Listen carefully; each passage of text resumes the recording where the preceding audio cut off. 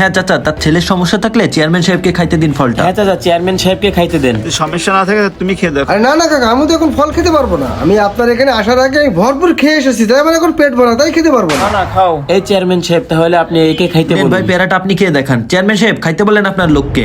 না না না আমি ভাই, তো আমি খেতে খাবো পারবো না, না। আমি খেয়ে এসছি, আমার পেট ভরা রয়েছে, আমি খাইতে আচ্ছা পারবো তাই, না। বোঝা শেষ আমাদের। চাচা আপনাকে কি কিছু বোঝানো লাগবে? আমার আর কিছুই বোঝার বাকি নেই। কাকা, চেয়ারম্যান আপনারা যে অ্যাসিডটা দিছিল এটা হচ্ছে খুব ভয়ঙ্কর টনিক অ্যাসিড, আর এই অ্যাসিডটা মানুষের পেটে গেলে মানুষের অনেক ক্ষতি হয়ে যাবে। এই জন্য চেয়ারম্যান সাহেবও কিন্তু ফলটা খাচ্ছে না। তাই এই ওষুধটা ব্যবহার করলে আপনার সব ফলই বিষাক্ত হয়ে যাবে। তাই এটা কোনো ফল বাগানে কোনোভাবেই ব্যবহার করা যাবে না। আরে না না চাচা, এতে কোনো ক্ষতি নেই। দেখো তুমি আর কোনো কথা বলতে এসো না, তোমাকে ভালোভাবে বলছি আমি, এখান থেকে সুসম্মানে চলে না না যাও। চাচা, আপনি তো আমাকে ভুল বুঝতেছেন।